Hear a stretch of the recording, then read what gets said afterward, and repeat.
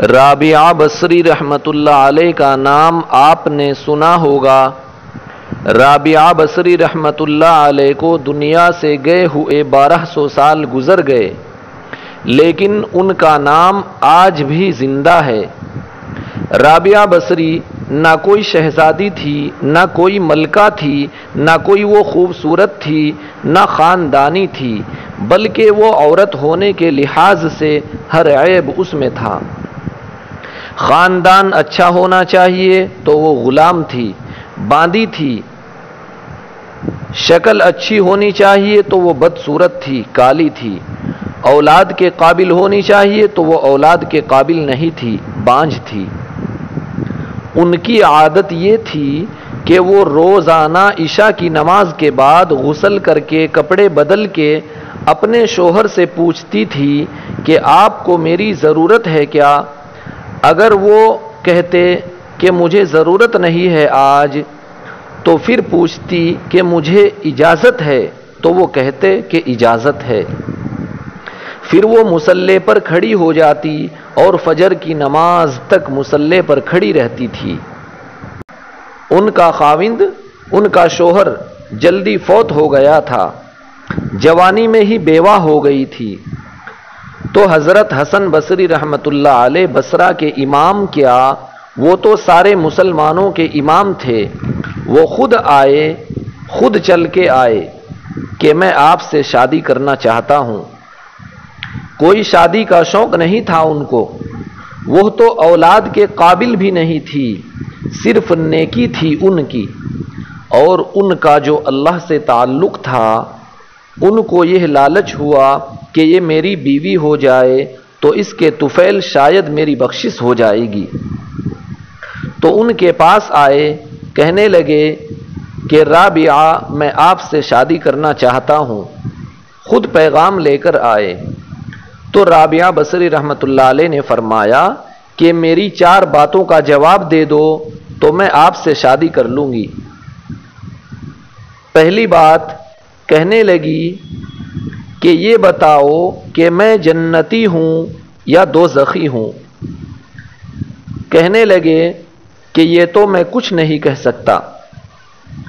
دوسری بات کہنے لگی کہ اچھا یہ بتاؤ، جب اللہ تعالیٰ قیامت میں اعمال نامے اڑائے گا، کسی کے سیدھے ہاتھ میں آئے گا، کسی کے الٹے ہاتھ میں آئے گا، میرے سیدھے ہاتھ میں آئے گا یا الٹے ہاتھ میں آئے گا؟ کہنے لگے کہ میں یہ بھی نہیں بتا سکتا۔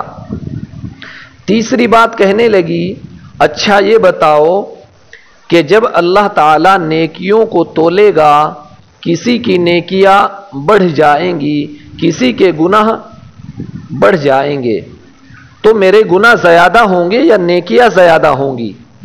کہا کہ یہ بھی نہیں بتا سکتا۔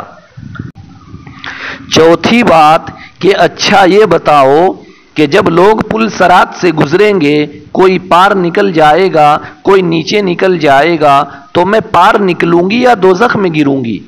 کہنے لگے کہ یہ بھی نہیں بتا سکتا۔ تو رابعہ بصری رحمۃ اللہ علیہ نے فرمایا کہ اچھا جاؤ، مجھے تیاری کرنے دو، مجھے ان 4 باتوں کی تیاری کرنی ہے، میرے پاس شادی کے لیے وقت نہیں ہے۔ جو اللہ تعالیٰ سے دوستی لگا لیتے ہیں، اللہ تعالیٰ ان کے لیے دنیا کو مسخر کر دیتے ہیں، اللہ تعالیٰ دنیا ان کے پاؤں میں ڈال دیتے ہیں۔ جب رابعہ بصری رحمۃ اللہ علیہ کا انتقال ہوا، رات کو ان کا انتقال ہوا، انہوں نے اپنی خادمہ سے کہا تھا جب میرا انتقال ہو جائے بس 2-4 آدمی بلا کے مجھے جلدی سے دفن کر دینا، کسی کو نہ بتانا، صبح کو لوگوں کو بتانا، اور مجھے کفن دینا میری اسی چادر میں جس میں میں تہجد کی نماز پڑھا کرتی تھی۔ تو انہوں نے راتوں رات دفن کر کے صبح کو اعلان کیا تو شور مچ گیا، ہائے ہمیں کیوں نہیں بتلایا، ہمیں کیوں نہیں بتلایا۔ تو اگلی رات ان کی خادمہ نے ان کو خواب میں دیکھا، سبز لباس پہنا ہوا ہے، حسن و جمال، سورج چہرے پہ چمک رہا ہے۔ خادمہ نے پوچھا آپ کے ساتھ کیا ہوا؟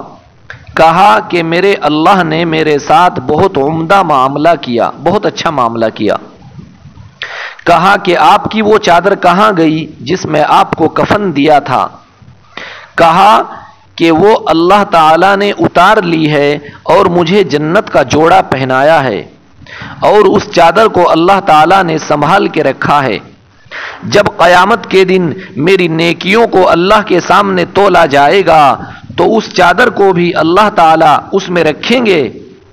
خادمہ نے پوچھا کہ منکر نکیر کا کیا ہوا؟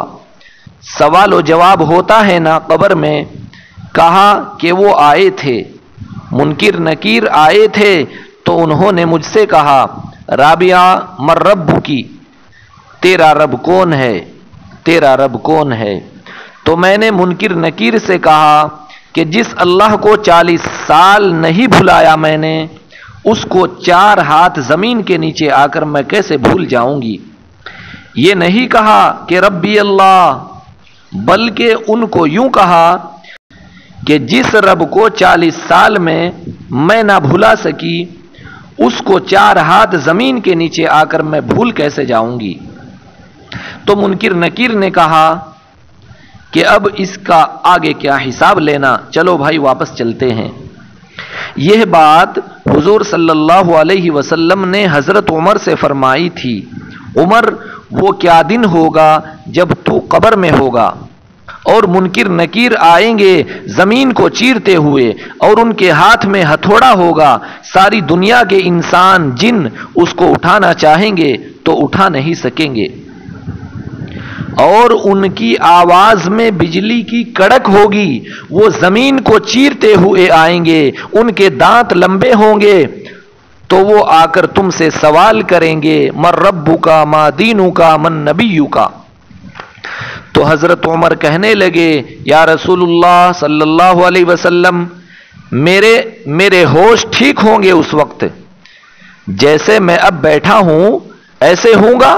تو ہمارے پیارے نبی حضرت محمد مصطفیٰ صلی اللہ علیہ وسلم نے فرمایا تو ایسے ہی ہوگا جیسے تو اب بیٹھا ہوا ہے۔ وہ کہنے لگے پھر میں اچھی طرح ان سے نمٹ لوں گا۔